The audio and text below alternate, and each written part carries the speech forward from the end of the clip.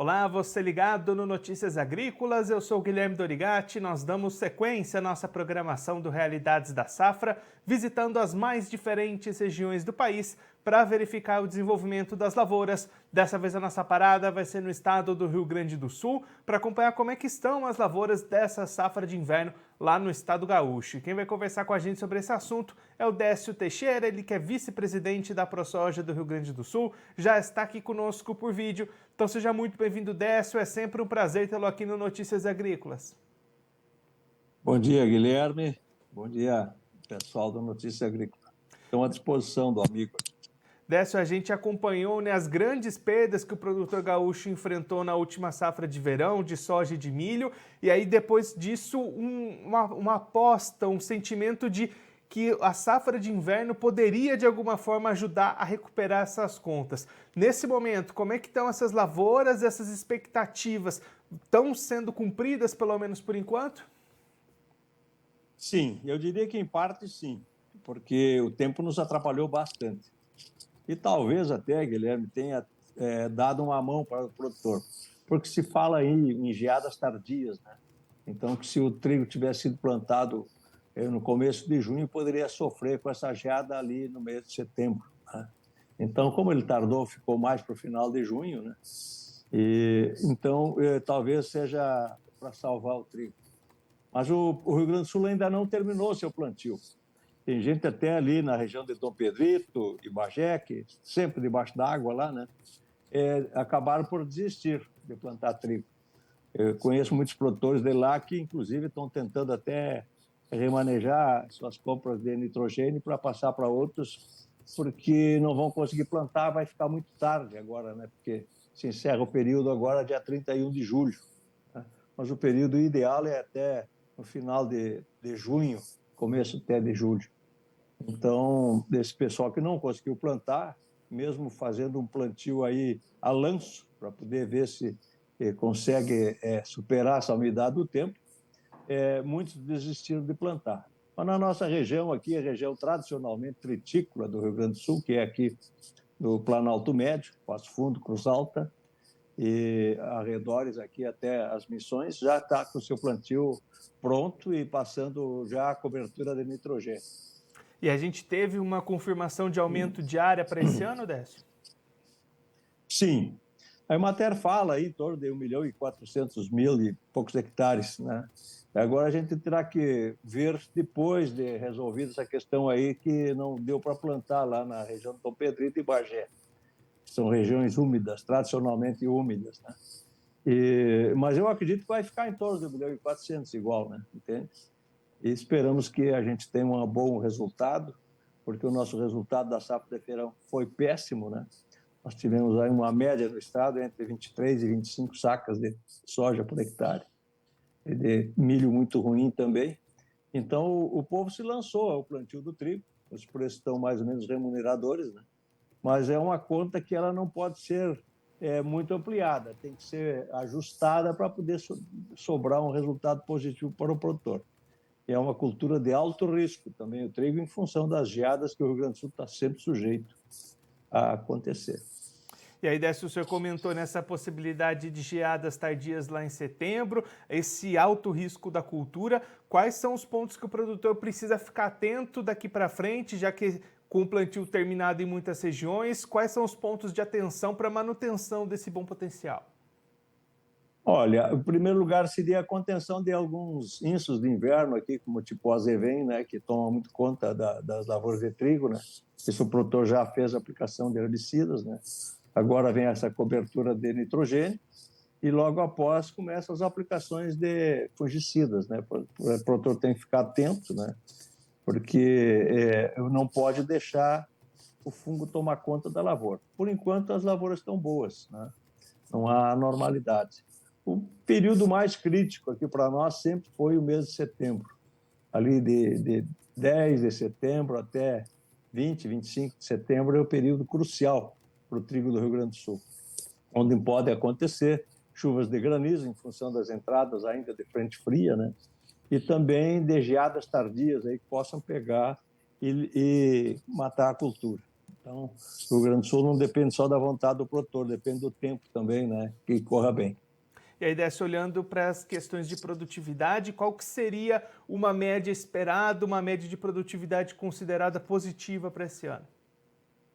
Olha, nós sempre procuramos pensar que a gente planta para colher no mínimo 50 sacos por hectare, que seria 3 mil quilos, né, por hectare. O ano passado nós tivemos aí um trigo no final do seu ciclo, com pouca chuva, o que deu para fazer um trigo com um pH muito bom, o melhor peso específico dos últimas safras do Rio Grande do Sul. Nós tivemos aqui produtores aqui que tiveram o maior pH de toda a história dos 50 anos aí entregando em cooperativa e para a produção de semente. E nós esperamos que seja assim. O trigo não gosta de muita chuva depois que ele larga a espiga. Então, nós temos que torcer que haja um clima mais seco um pouco e não tenha tantas doenças, né? Porque à medida que dá chuva e sol em seguida, dá aqueles golpes de calor, isso também é muito prejudicial para o trigo. E a gente espera que ele continue ameno e que não tenha esses golpes de temperatura de uma hora para outra aí que possa prejudicar a nossa cultura. E Décio, olhando agora para as condições de mercado, o senhor já destacou que os preços são remuneradores, até foi isso que estimulou o produtor a apostar mais nessa safra. Como é que está nesse momento essas condições de negociação, a rentabilidade? Esse patamar de preço segue sendo positivo para o produtor gaúcho? Ele não pode cair o preço, né? Tem que se manter aí em torno aí de 115, 120 reais a saca, né? Porque os custos foram muito altos, entende? E a tendência sempre, depois que está estabelecida a cultura, é que comecem a especulação para baixar preço, né? O produtor também tem uma certa dificuldade de fazer alguma venda futura em função do nosso clima ser de alto risco. A nossa cultura é de alto risco. O produtor pode vender e depois não colher, entende? Então, o produtor que faça alguma venda mais meia controlada, só para garantir os preços que estão no mercado, né? E para poder ter uma rentabilidade boa. Mas o certo é que a gente leve até o final do seu ciclo, faça a colheita, né? E aí vai ver se vai vender agora ou vai vender em janeiro. E normalmente o produtor espera para vender em janeiro por causa do imposto de renda, né? Se vende agora, o imposto tudo é debitado, e chega em abril tem que pagar novamente. Então a gente sempre luta com os dois lados, né, Guilherme? E aí, Não dá para se entusiasmar muito e tem que se controlar. E aí, para a gente encerrar, Décio, olhando um pouquinho mais para frente, como é que está nesse momento a preparação do produtor aí do Rio Grande do Sul para a próxima safra de verão, de soja e de milho, essa busca por insumos, recebimentos, como é que está o planejamento até aqui?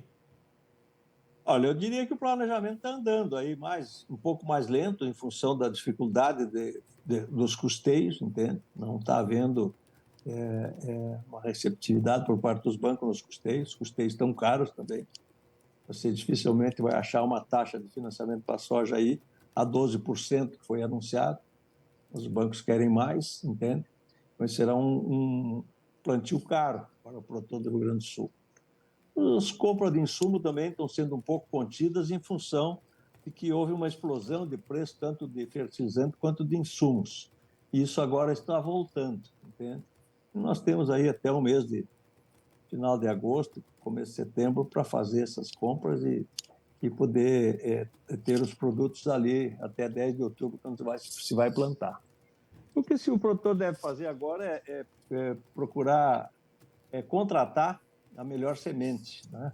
A semente é a garantia do sucesso de uma lavoura. Uma semente boa, certamente já é metade do caminho andado para que se tenha um bom rendimento na safra de soja.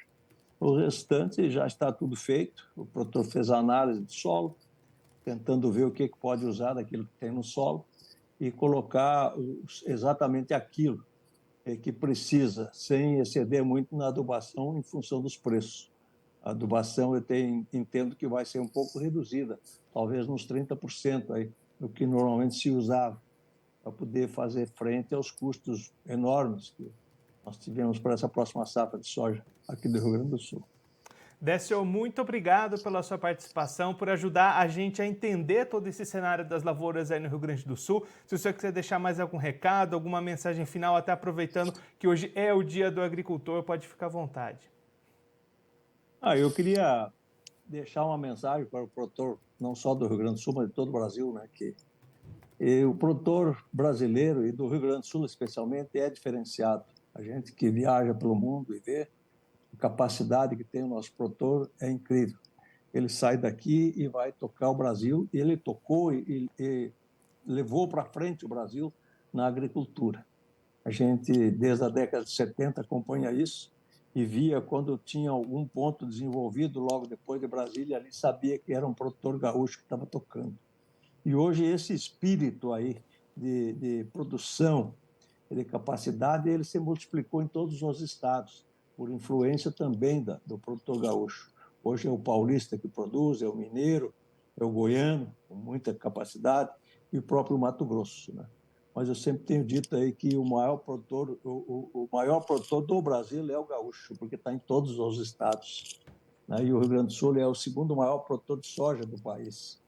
Nós pretendemos colher mais de 21 milhões de toneladas aqui no Rio Grande do Sul, agora na safra 22, 23 de soja.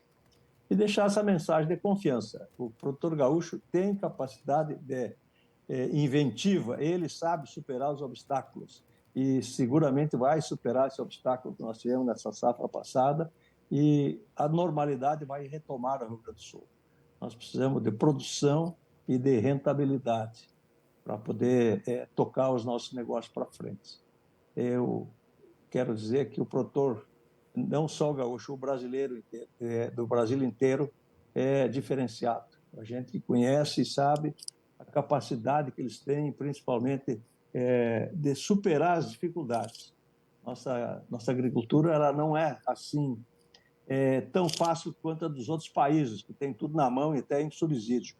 Mas nós temos uma capacidade de produção e o espírito que o produtor tem de resiliência, né?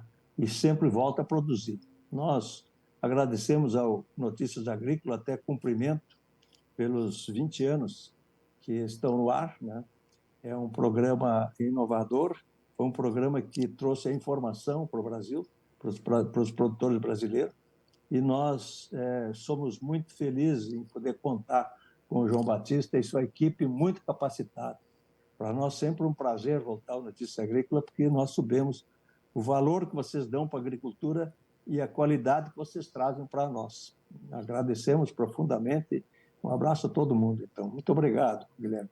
Seu Décio, mais uma vez, muito obrigado pela sua participação. A gente deixa aqui o convite para o senhor voltar mais vezes, a gente seguir acompanhando o desenvolvimento dessa safra de inverno e também lá na frente o plantio da próxima safra de verão. Um abraço e até a próxima. Um abraço, agradeço e sempre estarei à disposição, Guilherme. O Décio Teixeira, ele que é vice-presidente da ProSoja do Rio Grande do Sul, conversou com a gente para mostrar como é que estão as lavouras dessa safra de inverno lá no Rio Grande do Sul. Décio destacando que houve alguns problemas para o plantio dessa safra, mesmo assim a área cultivada vai ser maior do que na safra passada, os produtores apostando nessa cultura de inverno até para recuperar um pouquinho o que ficou para trás com as grandes perdas na safra de verão de soja e de milho desse último ciclo, então o produtor apostando no trigo, inclusive esse atraso de plantio pode acabar até sendo benéfico para o produtor gaúcho, Décio destacando que existe previsões para geadas tardias lá no mês de setembro, e aí esse plantio um pouquinho atrasado pode retirar a fase mais crítica do trigo justamente quando essas geadas aparecerem, então no final das contas ainda pode ser benéfico esse atraso de plantio. Claro que o produtor precisa se manter bastante atento, Décio destacando a necessidade de aplicação de herbicidas, dos fungicidas, da manutenção, aplicações no solo, aplicações nessas folhas.